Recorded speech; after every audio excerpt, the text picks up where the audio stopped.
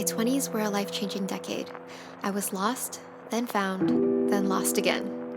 Many times I had to have the courage to start over, try something new, and rebuild myself again. In my 20s, my mind opened to new ideas and perspectives in how I saw the world and how I saw life. I felt like I woke up from an autopilot that I had been in my whole life and started truly living my life. For the first time, I began to follow my heart and stopped listening to the voices outside of me. I took a chance and dared to dream. I struggled a lot along the way, with my family and judgment from others, but mostly with myself and my own self belief and confidence. Taking the chance to explore and carve my own path, I experienced a life I never could have imagined for myself. Through knowing and embracing fear and uncertainty, I found freedom. And with that, I came alive. My 20s were a decade where I saw my dreams come true, where I witnessed firsthand me becoming the person I've always wanted to be, stepping into my power and light, becoming a brighter version of myself, experiencing the transformation that happens when you learn to trust and fully align yourself with your soul's purpose. As I turn 30, I want to look back and share the journey over the decade that led me here. On my 20th birthday, my roommate and I threw our first college birthday party, packing all of our friends into our tiny apartment. Our birthdays are a week apart, and I still celebrate my birthday with her to this day. 20 was the age I started asking the big existential questions. What is the meaning of life? Why am I here? What's the point of all this? I took a lot of personality tests trying to figure out who I am and would have long talks about life with friends in boba cafes.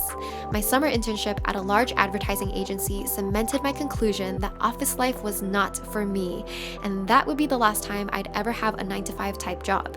In the fall, I said peace out to LA and flew to Milan, Italy to study abroad. I was still posting singing videos on YouTube, which I had started doing in high school, and decided that I'd vlog my time abroad. We are going to sing the happy birthday song, but in Spanish, to your girlfriend, because Yeah, sing it. cumpleaños feliz. I spent my 21st birthday in 2 countries, Italy and Greece. Wilson came to visit, and we happened to be traveling that day.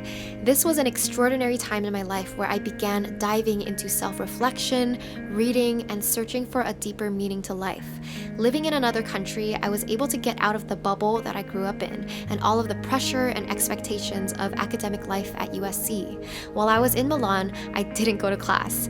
Instead, I journaled, traveled, ate a lot of pasta, spent a lot of time alone, and rediscovered myself. When I came back to LA for my final semester of college, I was hit with the harsh reality of life and its pressures, struggling to finish school and graduate, rushing to interview for jobs, trying to figure out the next step in my career. 2012 was a struggle and one of the hardest years of my life. I became depressed. I couldn't wake up for anything. I was missing class, missing group projects and presentations, missing job interviews, flaking on friends, just being really irresponsible. I felt like I was failing in life and everyone was judging me. I remember calling my school's crisis hotline just so I can talk to someone, and the hardest part was fighting with my family, mostly my dad, about my career path. If you didn't know, my dad lives in China and I don't see him often. In 2012, he came to visit, and it was the worst timing he could have chose because I was so lost, emotional, and I had terrible mental health at the time. He didn't understand, he was frustrated, and tensions were high between us. I told him that I wanted to be an artist, and he told me that I'm crazy. He didn't understand why I couldn't just get a job, any job to start with. I wanted to explore creativity, but I had no plans and no idea how to get there. Still, I decided to follow my heart despite all the judgment and pushback I was getting from others. So I pursued music, acting, hosting, marketing, just anything I was interested in really, and began the journey of finding my way. At 22, I had found an opportunity to help out a local startup food festival called the 626 Night Market, doing marketing, PR, and hosting live events. I actually spent my 22nd birthday performing at one of those events. This was the era of my life where I went all in on music. I was performing every month in 2013 at local venues, and I met a lot of musicians and creative friends during this time. Thinking back, these were such fun years, but at the same time, I'm not sure that I could fully enjoy it because I was so concerned about how to make it as an artist. I spent a lot of time reading books, studying the pros, honing in on the craft, taking songwriting and music production courses. I also auditioned for acting and hosting roles, and I had a lot of random one-off gigs. It's 11:57 p.m. and I'm very super duper excited to release my birthday mixtape 11:58, and it's my first album and I wrote 5 songs and I'm really proud of myself for doing this. And I haven't been able to sleep this past few weeks because I'll be like thinking about it and my heart will be beating really fast, but it's really exciting. So I want to share this moment with myself or wherever I post this in the future, that I'm really happy, I'm really grateful, and I'm really cheesy and I'm gonna cry, so bye-bye. On my 23rd birthday, I released the Honestly Birthday Mixtape, a collection of my first original songs and some covers. I had worked really hard, isolating myself for 2 months, just writing and producing music for this album that I would gift to everyone for my birthday. I took it very seriously, and I was really nervous about it. A month later, I ended up releasing my first album, Honestly, and soon after planned an album release party. This is one of the proudest creative accomplishments of my life, and I even got to play at the House of Blues in LA and a couple venues in New York. A few months after, and music wasn't going as well as I had hoped, I had another mental breakdown, questioning myself and my path. In the state of confusion, I toyed with the idea of building an app and learning about tech startups. Later on, after binging YouTube, I asked myself, why do I envy these YouTubers so much? I thought this was a dream I gave up since my music channel didn't get anywhere. I felt too old to start another YouTube channel, but something inside me still wanted to dream that dream. Finally, I decided to just go for it and started Lavendaire in April 2014. This was my channel where I could share my life lessons and document my journey, figuring out how to create my dream life as an artist of life. At 24, I decided to quit my job at the food festival and pursue YouTube full-time. I was still making 0 income, but my new channel felt so aligned with what I wanted, and I could really feel the positive impact I was making, even with a tiny audience. 2015 was the year that I read The Life-Changing Magic of Tidying Up. I embraced minimalism and decluttered all my things, which truly gave me the refresh I needed. As I documented my journey, those KonMari videos gave my channel its first boost in views, and I finally felt my channel start to grow a little faster. One of the coolest things I've ever done was going to Taipei for a month to shoot a short film with my film friends. We shot Picture Taipei in March 2015, and not only was it an amazing experience, I'm proud that we got together with an idea, put together resources and fundraising, and actually made it happen. The actual film was terrible, I can say that now, but the experience making it and the lessons I learned were priceless. I spent my 25th birthday in Kyoto, traveling with my family in Japan. At 25, I actually got to give a TED Talk, TEDx Youth to be exact. This was for a local high school, but I felt so amazed that I was asked to speak, especially since I didn't expect that this would happen this early.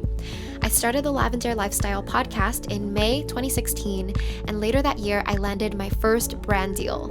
2016 was the year YouTube money started trickling in, and I became more confident in my path. Towards the end of the year, I was selected as a winner in YouTube's Next Up competition, and soon after, I hit my first 100K subscribers. At 26, I had the idea to create the first Artist of Life workbook. It would be a digital PDF workbook with questions and exercises that I had used to help me find myself and create my own path. I was so excited to launch my first digital product, and upon launching, a lot of people said that they were interested in a physical version of the workbook. Because my boyfriend Wilson works in sourcing and manufacturing, he encouraged me to make it physical, and he helped me a lot in making that happen. I rushed the first batch of 100 workbooks and personally signed and packed all of the workbooks that year.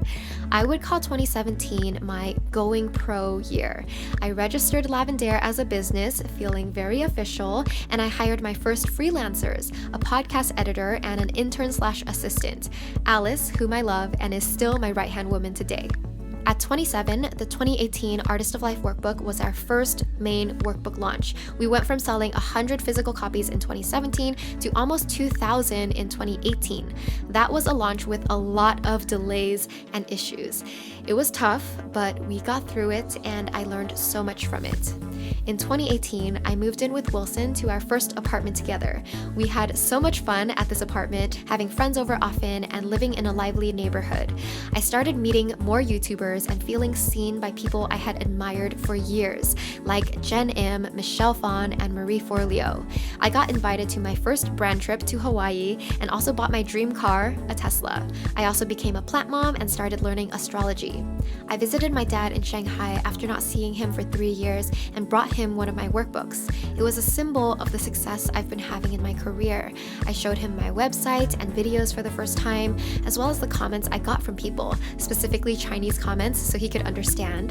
This finally felt like a time where he started to accept my creative career, and it was a turning point and relief for me, although things still weren't perfect.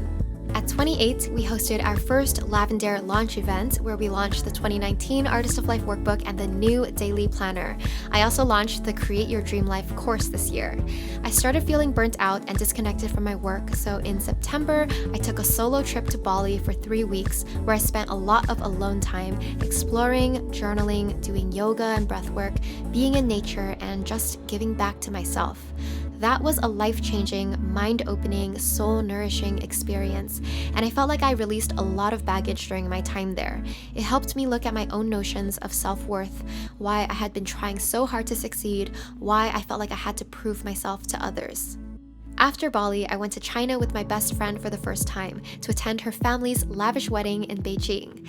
I spent my 29th birthday in Chengdu, a really hip city and home of really spicy food. There, I reunited with a college friend who was so sweet to surprise me with a cake for my birthday. We ended our trip in Shanghai, where I got to see my dad for a couple days. To sum it up, it was a time of reconciliation and healing. I felt the shift in energy between us, like I had grown out of feeling under his control or caring about what he thinks. I realized how confident and strong I've become, and underneath all of our differences was just love. It was a beautiful, emotional experience, and in the end, I'm grateful for it all. With 2020 came the pandemic, canceled plans, and the work from home life. Slowing down and doing less, feeling lonely and learning how to connect with people in this new world. One of the blessings that came out of this year was getting my puppy, Togi. My 20s were about finding myself and creating myself. I learned to believe in myself. I learned to love myself truly and fully.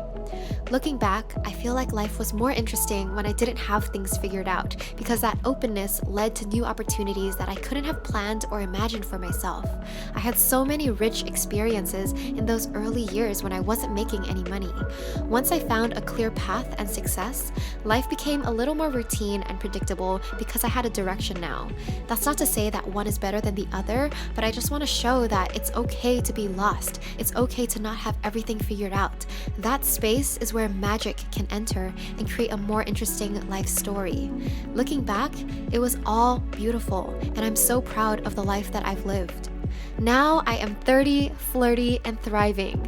Going into this new decade, my 30s will be about being my most authentic self, the fullest expression of myself, building a brand and community that I'm proud of with all of you here.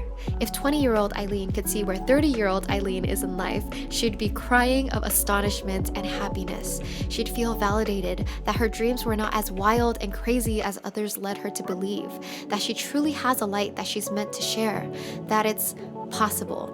It's possible to do what you love, live an abundant life, and do good in the world. It's possible to create the life that you've dreamed of. So my wish in creating this video is to share my journey of the past decade, how so much has changed in my mindset and life, and how my dreams have actually come true. Seeing is believing, and the more you see stories of success that you can relate to, the more you will believe it's possible and real. Through all this, I've come to believe that we all have the power to create our dream life. It begins with deciding what you want and then going for it, despite your doubts or what anyone else says. The journey might feel long and difficult while you're in it, but just keep pushing. It will get better. Don't rush it. Be patient, and most importantly, believe. Believe in yourself. And of course, find joy in every step of the journey. It's not about the end goal, it's about the experience you have getting there. I hope you enjoyed this look at my 20s and where these years have led me. Just for fun, comment your age down below and let me know what point you are in your journey. Do you feel like you're just beginning? Are you in the trenches of creating a life you love? What part of the story are you living right now? I'd love to know. Sending you all so much love. Bye!